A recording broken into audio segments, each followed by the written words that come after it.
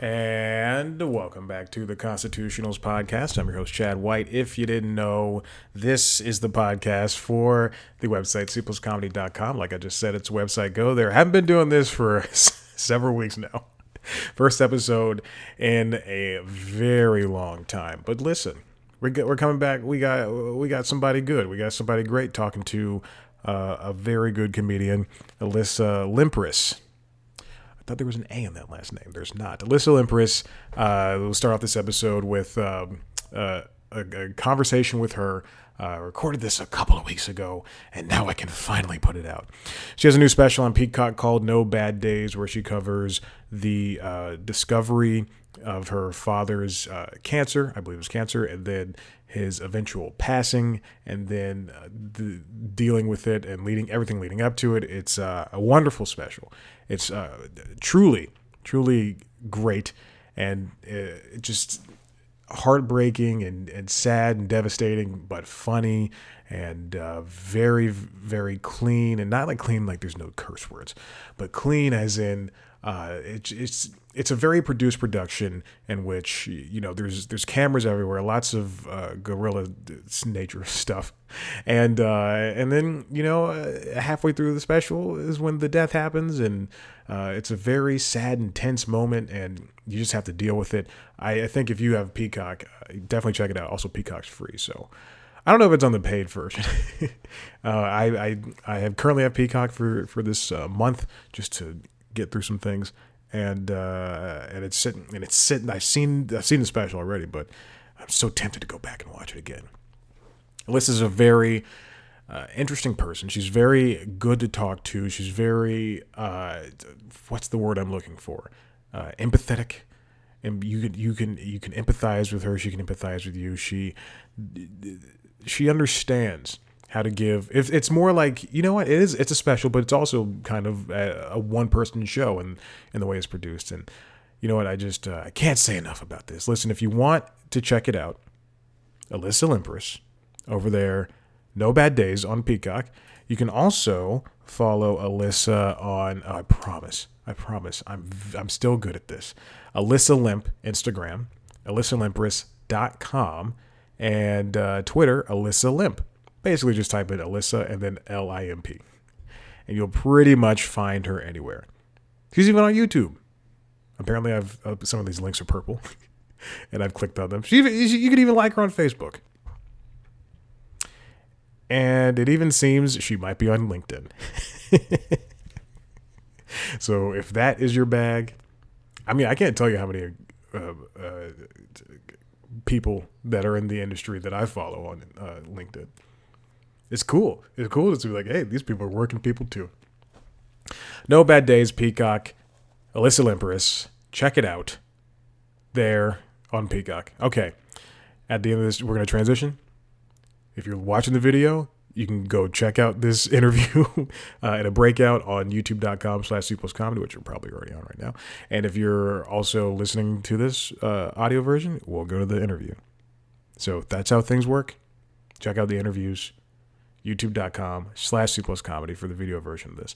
And we'll come back in a hot second. Go on a break.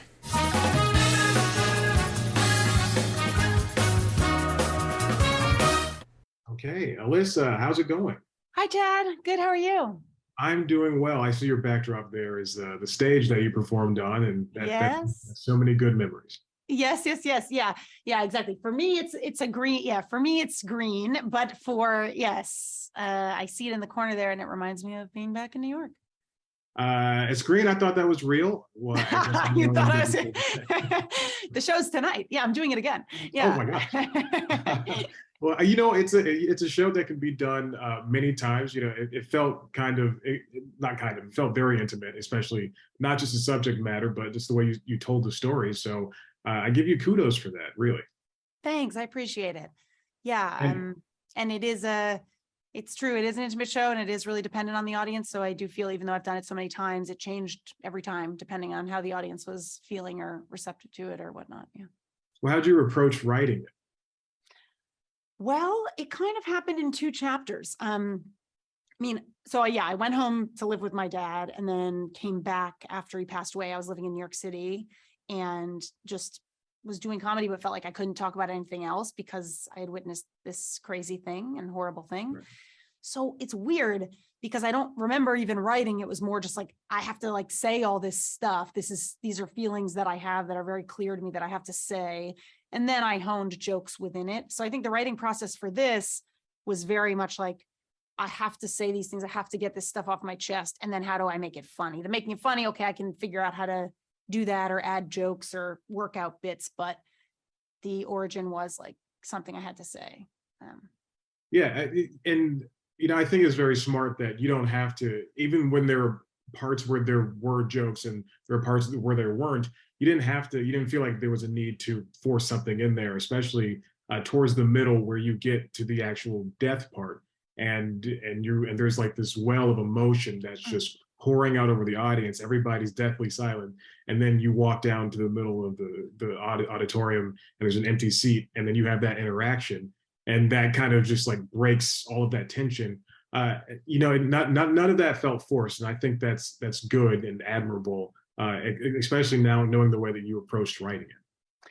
Thanks. Yeah, that was always really important to me was if I want to say something serious, I can just say it. It doesn't have to end in a joke. And if I want to do a joke, I can do a joke and they can just exist next to each other versus it being that every serious thing I said had to turn into a joke. Like I feel it's representative of grief and death is that like happiness and sadness and jokes and pain are next to each other all the time. And so I wanted the show to give you that same sensation. Yeah. And I also appreciate how this special just started. The show just began, and the reason for everybody being there was introduced basically within that first minute. There wasn't any futzing around or anything. And it reminds me of what the Constitution means to me, that show. And I think a lot of people, when that show first started, they went in thinking something totally different. But then as it grew in popularity, people knew what they were getting into. And that's what something No Bad Days can come to is be kind of reminiscent of that, and while living on its own in a completely different subject matter.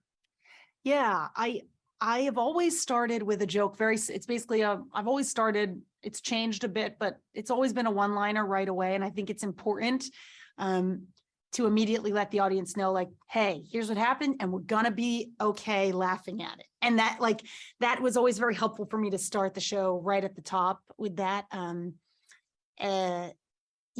That piece. And then similarly going into the audience after that soft moment was always very important to me. Both being like, I'm with you in both of the, like for the first one, I'm with you. I got you. We're going to laugh and we're going to talk about hard things and it's going to be okay. And then with that running moment into the audience, it's the same thing of like, hey, I'm still here. We're still here. We're in this together. I know I just brought you there, but I'm here with you and we're doing it together. And we can come back now together. Yeah. And, and also I just thought the writing obviously does the bulk of the work, as it should. But your personality really carries it along. I mean, if you were a completely different comedic personality, delivering these jokes and delivering the story as somebody who was, I don't know, dour the entire time or deadpan, then it wouldn't kind of work, or it'd rather just be a complete sad tale the entire time. Right. Whereas you put some upbeat, you put some energy into it, you ran around that giant stage. It all made sense in the end. Oh, cool. Thanks. I appreciate that. Yeah, that's my dad. That's my dad pouring through. And that's his messaging too. It's just like he was just a really fun, optimistic guy who made the best of any bad situation, lit up a room. And it was important to him that each day had something in it that was good. And he maintained that, as you know, through his death. And so for me, I owed it to him to do that in the show as well. Perhaps an earlier version of me would have been more dour. Perhaps if I had done this show before my dad died in some weird reality, I would have been more dour, but I think his death did push me to continue to find optimism and cheeriness within dark times. Yeah. Mm-hmm. Hearing that your dad, optimistic person, great. I love that. But also hearing, we're kind of related in the sense that I also got a phone call that my dad was dying. And that was just like I remember I was at work and I got up and there was like construction going on at our at the news channel I used to work at, and I went to this room that they were working on, and there were these guys, and I was just like, can I borrow this to talk on the phone? And they were like, yeah. And then I had like a 40-minute conversation with my mom, my grandma, and my aunt, just all talking to the doctor who's explaining this for the fifth time what's happening. And so, but you know, I just think a phone call seems so impersonal, but also, you know, the best thing at that moment for anybody in our situations who have to, you know, deal with getting that type of news and then going, well, the decision is, you know, we have to drive or fly, you know, drive 5 hours or fly, you know, 6 hours just to go and see these people one last time before they kick the bucket. And that, I think, you know, you can relate to the audience on that type of level when as a way of connection, as opposed like, yeah, everybody knows someone who's died, but actually having to take action after the fact, that's a whole different thing. It's a whole, yeah, I am so sorry to hear that. And so did you go home right after? No, so I think he passed away that night. I think like they pulled the plug and he passed away that night. And then like I woke up, I got like a text that just said, you know, your dad's dead. And then yeah, right. So phone calls impersonal. What's the worst next thing? Text. Oh gosh. Right. Yeah, exactly. So I mean, it's just that I am so sorry. Thank you. And I'm sorry for your loss as well. Thanks. And, but you know, you deal with it and you roll with it, and then you know, as you did, you put it into a way that you can understand it, which is doing a comedic take. Totally. Yeah.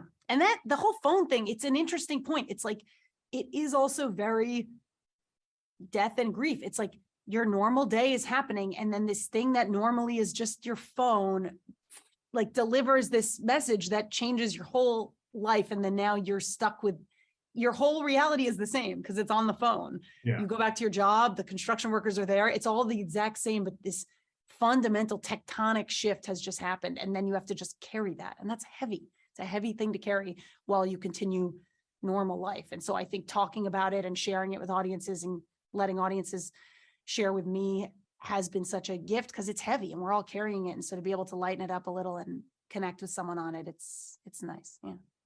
Now, had you always been that open on stage? No, not at all. I did like a lot of misdirects, and I talked about, I guess I talked about boys, but it wasn't even, it was like Tinder. I had a lot of Tinder jokes, I remember. And yeah, I was not open on stage yet because I was just trying to be funny at that point. I didn't have much to say. And then this was like, I have to say this. I have to talk about this. And now I am very personal in my comedy and my art. So it pushed me there. And I think that's a good change in that direction for somebody.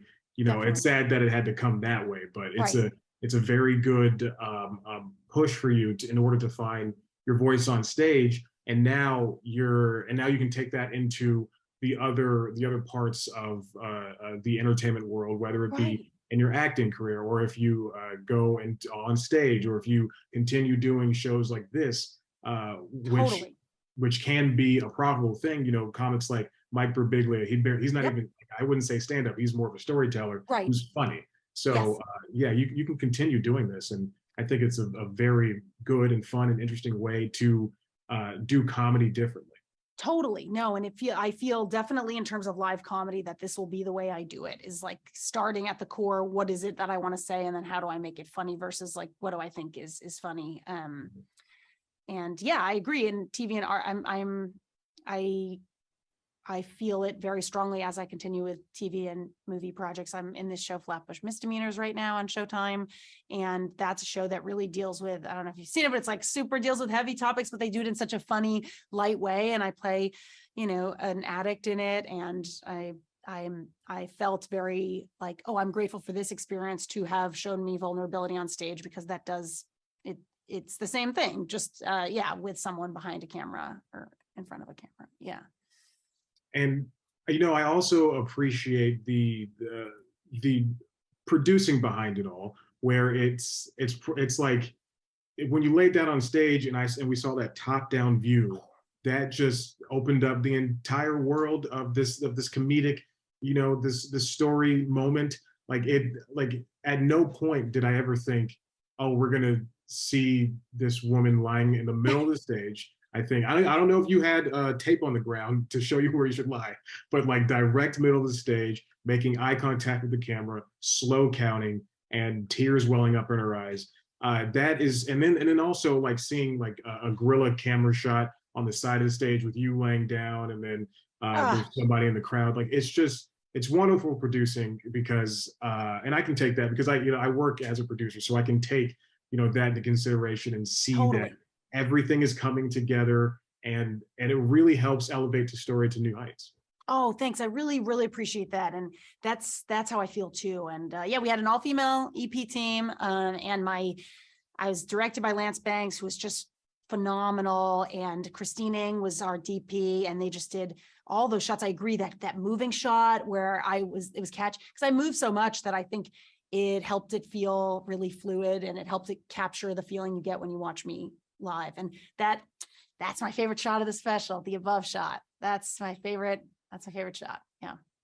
If I was selling Blu-rays, if physical media was still a part of our world, that's what I would put on the cover of the Blu-ray or the cover of the poster, and just like that Totally.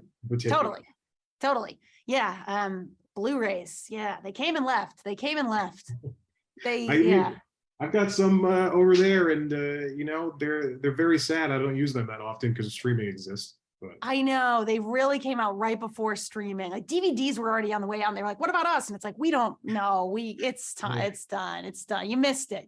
You're a decade too late. Yeah. Well, thank you. I appreciate that, because the look and feel. Obviously, I was doing it in comedy clubs, like with like a light switch on and off, and someone in the tech booth doing some music. So, and my friend Matt Tuccaro composed that song, that beautiful song when wow. and his mom died of the same thing my dad died of. And so to have him be able to write that song and compose it for this special, that always felt really nice too. Yeah. And I want to end on this. How did you all go about producing? You just said, as going from comedy club to comedy club, and now in this final stage, you were turning lights off and people working the backgrounds. But what was your take on producing it from the comedic level for you? Well, yeah. So I was an EP as well as doing the comedy of it. So I think it was an exciting challenge where for the first time I was making creative decisions for my set and my show, while also weighing into all of the decisions for lighting and set design and shots and camera angles. So it was exciting. And also I feel I just had a really awesome team. And so it's like I had visions of things, but then I had pros who knew 10 times better how to execute and do it. And so I feel lucky that I was just equipped with such a great team. Shannon and Michelle at Art and Industry, Jane Church Cooper, me, we're all EPs. And then, yeah, Alan Edelman, those lights when because I couldn't really see it. And so then when I watched it the first time, I emailed him right away, and Todd Ivins with the set, I was like, you guys blew it out of the park. Because you see some shots, but you don't ever see the full, because you only get one day to rehearse and shoot. So it all happens very fast. So I had to just trust all of these people, and I did, and they all just totally knocked it out of the park. Yeah. And so did you. So don't take that for granted. Thank you very much. Thank you. Alyssa, I appreciate the time with you. This has been great. And thank you so much. And great job on the special. And I hope you have a wonderful rest of your week. Appreciate it. Thanks so much. Great chatting with you. Bye. Bye. And we're back. If you, I'm just gonna. Usually I include like a going to break banner, but I think it'd be very funny if I just didn't include a going to break banner. You just saw me look off to the side of the screen to look off to the Zoom recorder, and then look back at the camera for 3 seconds, for truly just like 3 to 5 seconds of me doing this. Listen, I was gone for a little bit, not gone as in I went places. I didn't do anything. I just haven't done this show in a long time. I've done News Time a long time, but that doesn't mean I have not been writing news times. In fact, I have 7 written news times I need to shoot. I have about 6 that I need to put out. It's been a minute since I've put anything out. Mostly because no one pays you for this, and when you got a job, something's got to fall, And so what have I been doing in my time off from not doing the show and not doing news time? Well, besides working, I've been working out. You know, when I meet people for the first time, they go, "What do you do?" I just watch TV, I work out, and that's it. I don't do much. That's pretty much it. That's pretty much all the things I've been doing. Hanging out with Nova. This morning, I was sleeping as one does, and I wake up during the week at 4 a.m. so I can go to the gym around 4:30, and I wake up. It's 4 o'clock in the morning as usual. And I'm in the bathroom, putting on my contacts, brushing my teeth, blah blah blah. Also, brush your teeth if it's in the morning. If you wake up, go brush your teeth. You don't come to the gym with stinky breath, because I'm gonna know.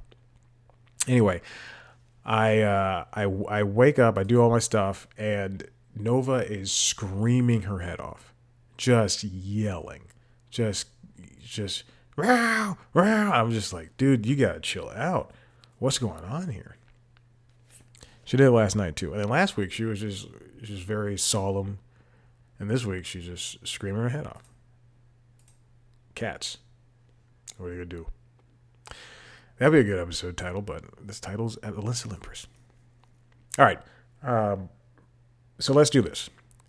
There were I hate starting sentences, so there were points where I thought I was going to sit down and do the Constitutionals at least. Which means that I have about 15 stories just saved up. What I want to do for the next couple of minutes is go line by line by each one of these stories and just talk about them. Just give them like a 1 minute thing. And in fact, 1 minute thing each, probably. And in fact, I'm just going to pull up my clock, my stopwatch on my phone. And we're going to do this. All right, ready? Oh, Jesus Christ in heaven. All right.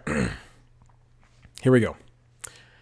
These are stories from literally weeks ago, and I just want to talk about them for 1 minute each. All right, here we go. The Obamas leave Spotify for Audible. Obamas are one of the biggest acquisitions that Spotify had, and I'd say one of the biggest media acquisitions for the past couple of years. And because everybody wants to work with the Obamas, but they left Spotify for Audible. Now, this is a big move because I don't know if they made any type of noise when Joe Rogan said all that stuff he said, earlier this year, or was it late last year? It doesn't really matter. But I do believe that was definitely a part of it. The Obamas, I don't know if this is going to put an impact, the damper on their podcasting ambitions. I do think Spotify is a big platform for them, but Audible, I don't know, that kind of gatekeeps you to one thing. But Spotify, you can only listen to the Renegades podcast or whatever they did only on Spotify. So it's interesting for them to move on over. And that is the minute. Boom. Jesus. All right, let's go on to the next one. Apple and MLS, Major League Soccer, signed a 10-year deal for streaming games. So Apple's already gotten into the sports streaming world with the acquisition of the baseball games, and now they're doing a 10-year deal with soccer. Soccer is the biggest sport in the world, MLS, Major League, I guess, football, people call it. And this is a huge deal for them. This is a big deal for them because this is going to bring a more variety of viewers to Apple TV Plus, and especially if they have good league streaming games. So you can have all the soccer in the world, but people are only going to watch the ones that they tend to stick with. Now, that being said, I do believe Paramount Plus has a really big deal with Major League Soccer. But I see the soccer teams there all the time. I don't know who soccer teams are, but definitely it's big over there. Same thing for Peacock. I wonder if Apple is international enough for this to be big, or if it's going to be more of a homegrown thing until it gets international enough. But time will tell until we see. Or boom. Jesus. All right, keep going. Oh no, I'm not going to do this one. One of them was Amazon Prime Video's most watched shows, and this is a story I truly don't know, but let's do it.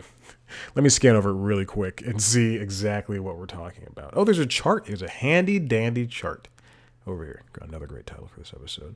Maybe I should just not name it Alyssa Limperis. I'm kidding. This episode's about her. Okay, ready? Here we go.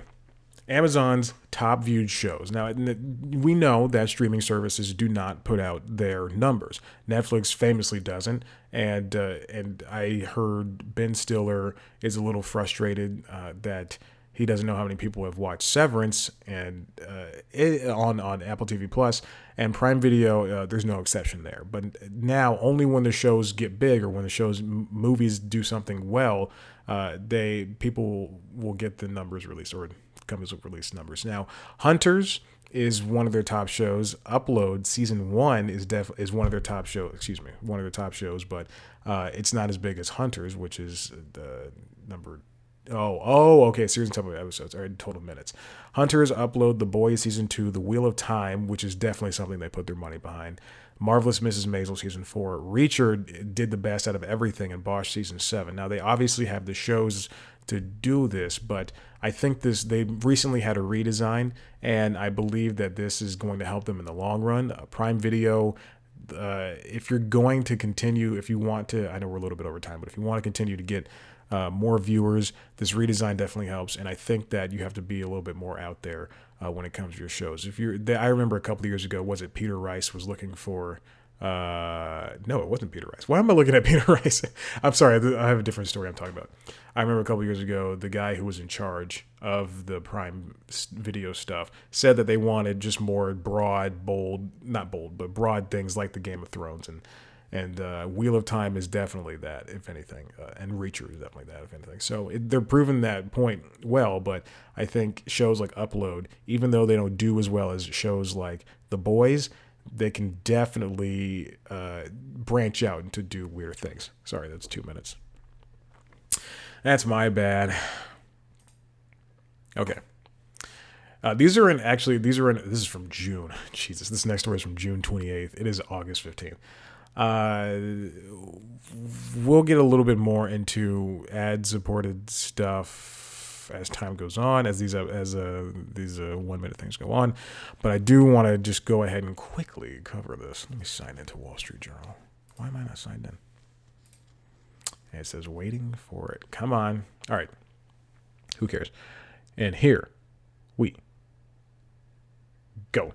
This is a change of strategy for Netflix. So we all know that Netflix. I gotta stop saying so. We all know that Netflix is going to be introducing an ad-based tier. AVOD is very important right now. There were a couple of years ago, people were always trying to avoid ads because they drop cable and they would always go, hey, I'm only watching Netflix. I'm only watching Hulu. I don't want to watch any ads. Hulu with no ads. But now AVOD is proving to be the better thing because we have Disney Plus going to do it. Everybody's doing AVOD because it's an easier way to get more money and it's a cheaper way for you to subscribe to something. So it's kind of win-win, but it's mostly win for the streamers. And now Netflix is basically becoming it's second tier, it's third tier compared to Disney Plus, HBO Max, and others because it has to pivot on this ad deal as well. We're over a minute, definitely.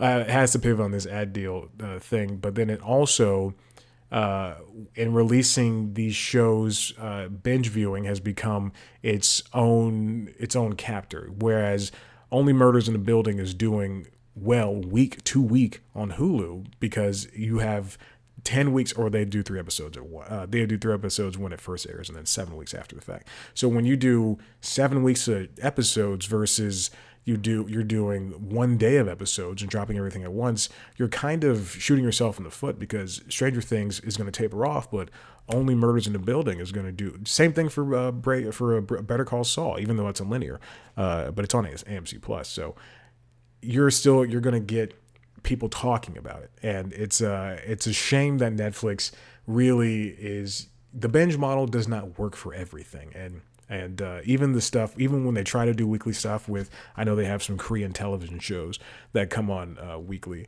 it doesn't work because those shows just they don't have the same draw as Stranger Things. So it'd have been a good test for them to put out Stranger Things week to week, even though they did put out, I think, the latest season in 2 batches. The batches were separated by a couple of weeks, but their success is gone, and it'll be a good pivot for them to get out of binge viewing. God, I gotta stop. See, this is what happens when you say I'm gonna do 1 minute. Anyway, let's move on to the next one. So as we know, in the past couple of weeks, HBO, David Zaslav has been doing some tinkering over there at HBO and HBO Max and Cartoon Network and the rest of the Turner family, as I still call it. But HBO Max is reevaluating its European originals. They are going to stop doing they're going to stop doing a lot of purchasing for the originals. I don't know if they're doing well, but they're trying. But I know for a fact that they're trying to cut $3 to $4 billion from the wallet, as it's said. And it's, European shows. They have shows like Kamikaze, Lust, The Informant, The Thaw, and Rux. And I think that, Max, Zaslav and Max as a whole are looking at the numbers of those shows and thinking that they're not doing super well. But, not every show is going to be Squid Game. Not every show is going to be Squid Game over there on Netflix. Not every show is going to be Hulu's got some foreign shows. But I think it comes at a cost when you have to find an audience for these, and when they find their audience, the audience will stick with it. And I mean, it's like the British shows. When you have a British show like Starstruck on HBO Max, that wasn't specifically made for HBO Max. It is a Max original, and it lives on Max, but it probably airs on BBC Three or something like that. I don't know. Same thing for the Great British Baking Show. That was a PBS broadcasted program, with an E, as they say, as they have, and you have to find an audience for it. And yeah, I mean, it does cost a lot of money spending on these, but it's hard. Like the thing is that they want to find good shows, and so that's going to be hard for you to understand if you don't buy the shows in the first place. Boom. All right, moving on. So we're going. Oh my God. Okay, so these next three stories are all connected. Bob Chapek over at Disney fires Peter Rice, who is a content exec over at Disney. Now Peter Rice didn't do. He was good at his job. Peter Rice is just, quite frankly, just great at his job. He's from the Britland Islands, and he helped pull in boost performances for movies such as Moulin Rouge and Slumdog Millionaire, and he has been one of the better people at Disney, especially in the past couple of years. We don't exactly understand why Chapek thought it best to let go of Peter Rice, and he replaced him with Dana Walden, who is doing the same job. And we don't know, nothing has come of it since. Now, some of the answers have apparently started leaks. This comes from the Hollywood Reporter version of the article. And sources are saying that Rice was an outsider and he didn't really fit in with everybody. And that doesn't really make sense, because if anything, yeah, he hasn't been with the company for a long time, but Chapek, you came from the business side of the parks department. So you're not really fitting in with the TV people. It doesn't make sense for somebody to be, I think as a content chief, Peter Rice has been, above par. He helped bring in a lot of shows for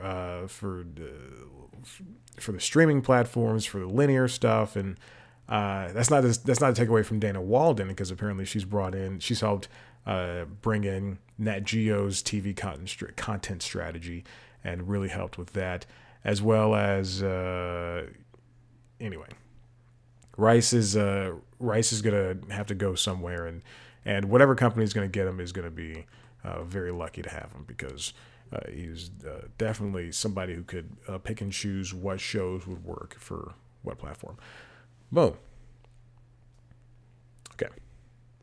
This next one is YouTube TV surpasses 5 million subscribers. This is big for the streaming TV world. Hulu Live TV and YouTube TV are two of the most popular ones. Sling is trash. I don't like Sling. I remember I had it when it was in beta form. That was great when I was in college to have like cable-ish thing when I was living in an apartment. Anyway, because it was like the first time it ever happened. Anyway, to have YouTube TV be the most popular streaming service is definitely streaming service. The most popular streaming TV service, streaming linear TV service. Definitely makes sense. It does have a better platform than Hulu, and the DVR thing is just what sends it over the top. They're both still $65 per month, which is insane on top of the other streaming services. You don't have to have it, but that's why I split it with somebody else. Anyway, and it's definitely helped me out in the long run.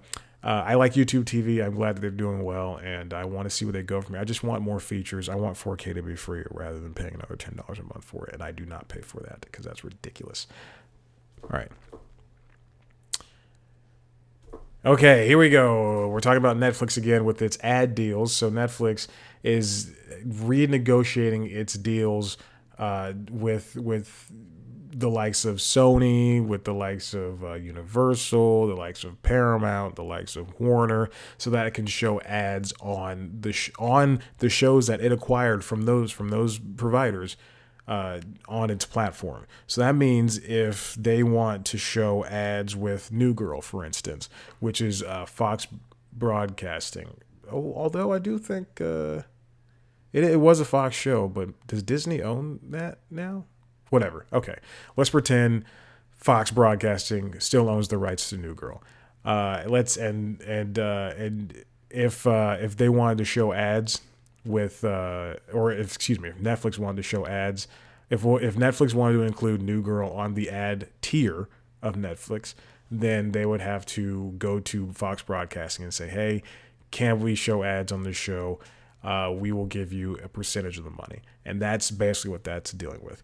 It's going to take a lot of negotiations because a lot of these shows, everybody's going to want a cut of the pie. Everybody's going to want a slice of the pie while they also have their own slice. Warner Bros. Discovery already has an ad tier for HBO Max, but if there's a show that's also on Netflix as well, then it's definitely going to get, like on Hulu. Like there's Adventure Time is on HBO Max, and then it's also on Hulu. If you have the Hulu with ads, then you're going to see an ad. No, that's a kids show. I shouldn't say a kids show because they don't have ads in front of kids shows. Well, not Friends. I don't know. Just whatever. Let's stick with the Adventure Time analogy. And so if there's an ad, there won't be because it's a kids show. But if there's an ad in front of the Adventure Time episode, then Warner's going to get some of that slice of that pie, even though it's all over there on HBO Max as well. Okay. Let's move on to the next one. Hulu growth is more than Disney Plus for the first time. Even though Hulu seems to be the bastard stepchild over there in the Disney family, especially the Disney streaming family, Hulu is definitely finally catching up to what it should be. It should be ahead of Disney Plus. I don't care. I know Disney Plus has the name of Disney Blood, but Hulu is definitely the better platform because of what it offers. We are seeing that the prices for Disney Plus, for Hulu, and for ESPN Plus are going to go up by the end of October, I think, or later this year, which is going to suck, and which we all knew was going to happen. When Disney Plus launched at $7 per month, people thought this is the cheapest one. This is the cheapest one, and now it's been 2.5, 3, 4 years, and these prices, ESPN Plus is going to be $10, and Disney Plus is going to be $10. Or however much. I think it's going to be 15, something like that. Oh, the bundle's going to be like $15 or $17 with ads, or without ads. No, it's going to be 20 without ads. Yeah. Anyway, ridiculous. It's just gonna. This is why I buy it. This is people always question why I collect Blu-rays and stuff, and I go, this is why, because I don't want to always the only thing is, again, for Disney Plus, the only thing I watch is The Simpsons, and it stinks. It stinks to have to now to pay the entire bundle price so that I can watch The Simpsons on there. Even though I do record it on YouTube TV, but I don't want to fast forward through ads, especially not at night when I'm like laying down and tired. Okay, here we go. Final, there's 3 more, I promise. Marvel shortchanges comic book creators with movie payments. When Marvel makes a movie on starring Captain Falcon, excuse me, I'm sorry, that's not his name. That was so rude. The Falcon and the Winter Soldier and all these and the She-Hulk and everything. The people that should be paid, besides the actors, besides the producers, besides the director, besides the writer of the movie. The people that should be paid the most is the stakeholder of the creator of the character, and the artist who created Black Widow, the writer Devin Grayson and artist J.G. Jones, did not take home a lot of money when it came to Black Widow's appearances. They take home about $5,000. The money's just kind of lopped off. Imagine renting an apartment and they and you're nickel and dimes for everything. Well, imagine creating a character now, and you're promised to be paid $25,000 for each one of the appearances of the character, only for it to be $5,000, and not to get an explanation. And this happens across Marvel, and it's a shame that you sign all of these contracts, these NDAs and everything, and they say, like, if you watch Harley Quinn on HBO Max, and something happens. Listen, I gotta take a break. Hold on. We're gonna take a break, and then when we come back, we're gonna do this. Here we go.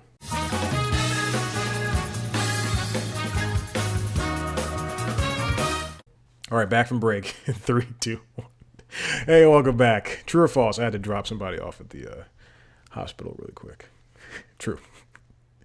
As of a strange call to receive at 9, whatever time it was, 9:50. It only took about 10-15 minutes, but I forgot to press stop recording on a lot of things. Nova jumped up in the chair, and today's still going strong. It's 10:42. I've been awake since 4 a.m.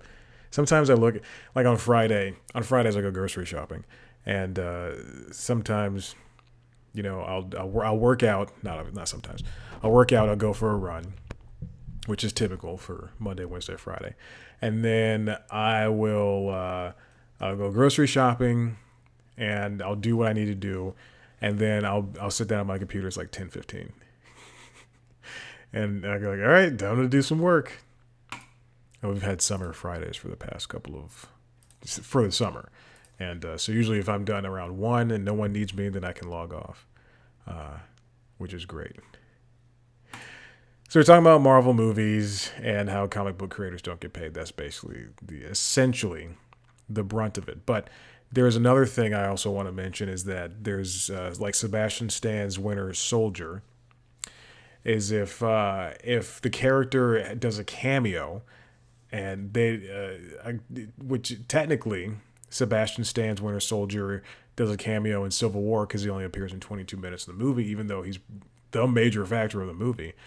And same thing for Captain America and Avengers Infinity War. Even though he's a main character, he appeared for less than 7 minutes and 30 seconds. That cameos really truncate how much you get paid. So people think Marvel's the greatest thing in the world, and it truly is not.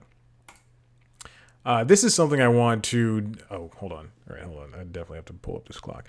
All right, so this is... we're going back to the minute-long thing. This is something I want to dig more into later, but this is written by...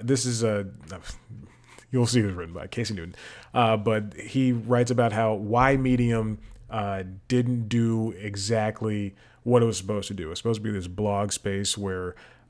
people could basically write in free form and do everything they need to do, but we have new places that are doing it better.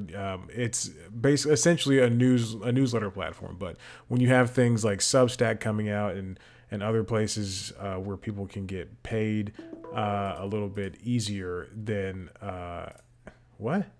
oh, well, my 145 has been removed. I guess when meetings get canceled, it's always something interesting. So, which means it opens up my day. And it's hard for freelancers to make money, and so Medium was Nova's fully sniffing my arm. So Medium was a place for people to make money, and it just failed compared to Substack, and even Hey, no ma'am, and even Substack failed in that regards, and there's still struggles that are coming along, and Medium can obviously find a new ground to pull off of, to stay on top of, but there's that. All right, let's move on to the last of the bulk of the things that I actually have stories to cover. Wall Street Journal. Excuse me. I'm sorry. The Super app is something that is struggling, and how it's not taking off in America. So across the pond in different nations and different countries, there are there's basically one app to do everything. So if you want to shop, Alibaba is essentially where you're going to go to do all your shopping. But that does not cut on in America, where there's one app to do one thing. If you want to listen to music, you'll listen to Apple Music or YouTube Music. If you want to, I didn't say Spotify for a reason. If you want to, buy stuff, you'll buy Amazon. You'll go to Amazon Prime and just buy stuff. But if you want to watch stuff, you go to Prime Video and watch stuff. There are apps that are trying to be super apps, and they're just not really working. Uber, for instance, they want it to be the place where you can to go to get car rides, to give car rides, to buy food and stuff. Spotify, they want it to be the place to listen to music, listen to podcasts, and maybe eventually at some point watch music videos. PayPal, Snap, they all want to be the one thing, but it's difficult because those aren't taking off in America. And then there's also, you have to, when you're in America, you have to pay for on the Apple Store, you got to pay on the Google Play Store. You got to, if people subscribe and do stuff. So these companies are still going to continue trying to be the one app for everything. The Facebook app essentially is, you can buy stuff. There's some small games, there's dating parts, there's podcasts, but I don't think people really want. I don't think people as a whole really want one app to do everything. So, all right, let's do this before I have this meeting. Okay, so now these stories I can free will as long as I want until 11 o'clock. There is a movie called Fall. This comes from The Verge, written by John Porter, that is, I guess, like a free climb movie or something, but it was a low budget movie, and it had to use AI technology to take out a bunch of F-bombs that were left within, not in the script, but from the actresses, due to them having to do rappelling and stuff like that. If you haven't seen the trailer, it's a movie starring a couple of pretty ladies where they jump off of a thing and they're stuck on top of a thing, and it's just one of those indie films. But there were obviously points where, since it was a cheap movie and you can only do so much with CGI stuff, they had to do this stuff for real. And they couldn't reshoot things. So them rappelling off of something and the actresses, out loud going F, F, F, F, F. And then that would be done in post. The changing of the F word would be done in post to screaming or whatever. They used AI in order to do this. Do not sniff my arm and do not attempt to bite me again. And I think that's a really interesting thing, because this has been done before in other movies, but now this is going to become more widespread. It's basically ADR, but for digital ADR. It's amazing. I like it a lot. Moving on to the final stories. Axios sold to Cox Enterprises for $525 million, and Reductress sold to Phenomenal Media for an undisclosed amount. These are both smaller publications, and in fact, Axios really came to prominence by being a Washington publication that really solidified like good down the middle reporting of news. And unfortunately, with this sale, there is something that can be attributed to how is this going to affect news going, like the entire news industry going forward. Now, we obviously know that even places like the New York Times, which has been on the spectrum, on the stock exchange for nigh upon 100 years. I don't know at this point. It's even though that's not doing that well. Wall Street Journal doesn't do that well. Digital subscriptions are going up, but the actual physical stuff is going down, which really stinks in the long run. And for a digital publication like Axios to be so good within its last 5 years and really to attract the eyes of people, a lot like 538. It's a shame that great for them to sell for $525 million to a big company like that, but it will change the aspirations of how news is going to be done. And I mean, they can say now, we're going to be the same thing, but in a year, Cox could change that. So Axios agrees to sell itself. This is from the New York Times. To Benjamin Mullen wrote that, and then Phenomenal Media, J. Clara Chan wrote that for The Hollywood Reporter. Reductress is a lot of comedic headline type stuff, and a lot of those people have written for late night shows, including SNL. And Reductress is a great site for for women. Is a female, what seems, especially with the name, but it's phenomenal. I really don't know Phenomenal at all, and I'm trying to get a grasp of what it is, but it is run by an ex NBC Universal executive, and they're going to be overseeing content and entertainment. I don't know if that means they're going to be doing, and then Regina Lee also is leading the film and TV production. Oh no, it was founded by those two, and that person is not with the company anymore. So we'll see where that takes them. They do have Phenomenal did have a clothing line for Hill House, for Netflix's Bridgerton, and they had something for an event for Prime Video's The Summer I Turned Pretty. What are they going to do with this? They're going to turn Reductress into an in-house publication. Are they going to turn it into a media first thing? Are they going to rely on video? And again, what does this do for this small publisher? Axios raised $57 million when it came about, and Cox was an early investor inside of Axios. This all comes from Briar Dudley at the Seattle Times. But this will change local news, and I'm including Reductress in all this as well, since this is a smaller publication just like Axios, for the long run. When I think Cox is a huge name, especially down here in Atlanta, where they own WSB TV, which is I believe the leading whatchamacallit, local news station in the nation. Let me see. Cox Media Group, WSB.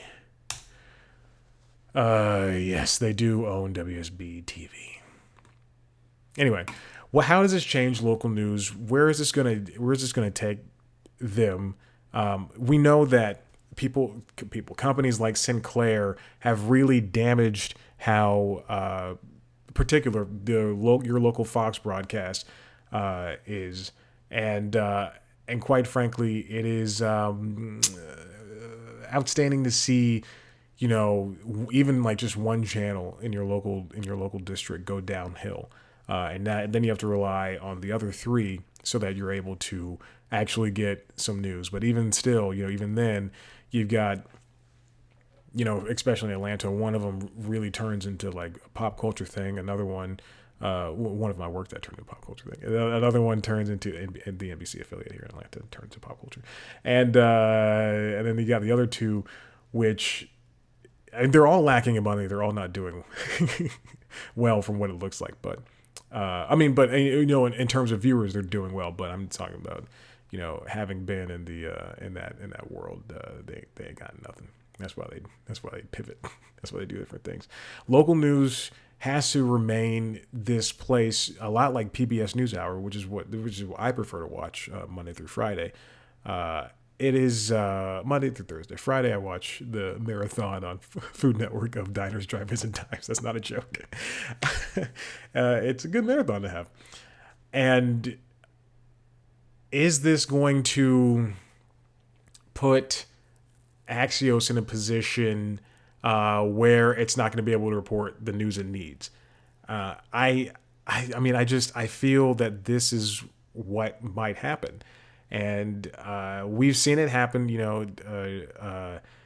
Apollo is a company that bought Tegna, and Tegna is a company that owns a lot of networks around the nation, and they might own a network I used to work at, the embassy affiliate here, that has turned into Pop Station. and yeah, so Axios is. Maybe it's on its way out. Who knows in this regard, but we'll definitely see that coming. And this is also a part of it. This comes from Vox. Big tech money is going into Washington-based publications, written by Peter Kafka. How Facebook helped Axios sell for $500 million. And this is a story about how Meta and other tech giants outside of Cox Enterprises, which is not a tech giant, but Meta, Alphabet, Facebook at the time, gave money to publications inside of DC so that they could continue their work, but more or less so that these publications could help them out in the long run, especially with ad money. Ads were meant to influence people who might regulate the company, Kafka writes, paying for the ads, and now it's been a problem since 2007, starting with Politico, and then it's been growing. Facebook definitely helped them out a lot. Alphabet helped them out a lot, and the same thing goes for the New York Times, Wall Street Journal, The Atlantic, Vox Media, even PBS is not immune from this because it's money, and when you get money and when you can run ads, that's how you generate all of the money that you have, and that's how they generate all the money that they have, and that's how they get people to go, hey, come to Google, come to Facebook, come to Apple. And so even if this money was given to a company because of where they are geographically, or even where they're not, because New York Times is not based inside Washington, D.C. They do have a bureau there, but it's not based there.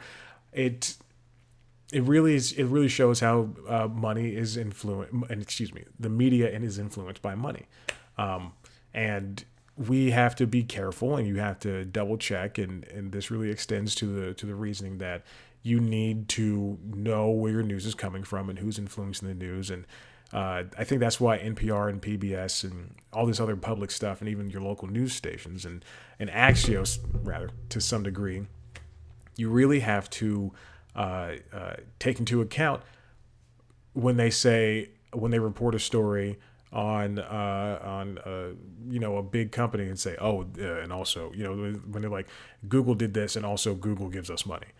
Google killed a bunch of babies today, but also Google gives us money. They're a parent company of NPR, or they're a big donor of NPR. Amazon's a big donor of NPR, and you have to pay attention to where that all is coming from. Maybe in 5 years we'll see Axios sell out and become BuzzFeed, but which I hope does not happen. But or it'll be as big as New York Times on a digital scale. Listen, I gotta go again, but if you like what you heard here, head to the website cpluscomedy.com, where you can see some stuff. I guess, I don't know, we'll find out. If you want to see a video version, excuse me, this is not the podcast. Oh, this is the podcast. Yeah, this is the podcast. I thought I was doing news time. If you want to see a video version of the show, head to youtube.com/cpluscomedy, where you can see me rush out of here in the middle of an episode and then rush back. You can follow us on, if you want to like and subscribe this, whatever, youtube.com/cpluscomedy. You can also go to the audio version of this show wherever you get your podcasts. Tell your friends, tell your family, go tell your friends about. Oh, I saw The Weeknd. I didn't have time to talk about that. I saw The Weeknd last Thursday. It was a great concert, Mercedes-Benz Stadium. I wore a mask the entire time. I was probably like one of 6 people in the entire stadium. Fantastic show. If you want to see a video version, podcast, Twitter, Instagram at C+ Comedy. Follow me on Twitter, Instagram at Chad Black White. Like us on Facebook. Listen to the Constitutionals podcast. Rate, review, subscribe, and tell your friends about that.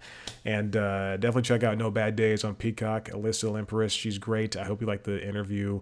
That's it. All right, I gotta go and actually do some real work.